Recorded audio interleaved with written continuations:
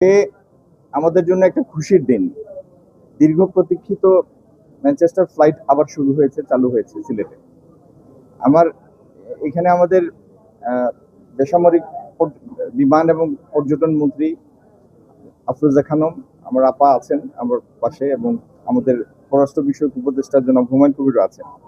ওনার কথা শুনে আপনারা তো বুঝলেন যে সিলেটে যারাই আছি আমরা ক্যাবিনেটে, আমরা সবাই এই বিষয়ে কনসার্ন ছিলাম, এবং আমাদের জন্য সুখের বিষয় খোদ প্রধানমন্ত্রী এই বিষয়ে কনসার্ন। তো প্রধানমন্ত্রীরও যেভাবে যে কারণে সিলেটের প্রতি একটু বাড়তি মায়া মমত্ব, আমার মাননীয় বিমানমন্ত্রীরও সেই একই কারণে বাড়তি মমত্ব। আমি ইতিমধ্যে ওনার সাথে বেশ কয়েকবারই আলাপ করেছি এবং উনি সম্মতিও দিয়েছেন। আগামী দিনে ইনশাল্লাহ সিলেট কক্সবাজার রুটের বিমান আমরা দেখব। আর আমি আপার সাথে এটাও, আমাদের মাননীয় মন্ত্রীর সাথে এটাও আলাপ করেছি, আমাদের সিলেটবাসীর দীর্ঘদিনের দাবি সিলেট বিমানবন্দরটি একটা ফাংশনাল আন্তর্জাতিক বিমানবন্দরে পরিণত হোক।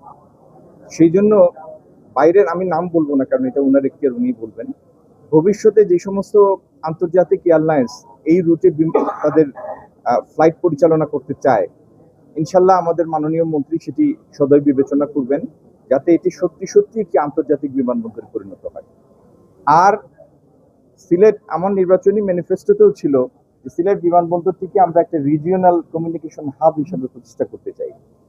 রিজিওনাল হাব মানে এই অঞ্চলের, বাংলাদেশের আশপাশের অঞ্চলের টু অ্যান্ড ফ্রো ফ্লাইটগুলি যেন আসে।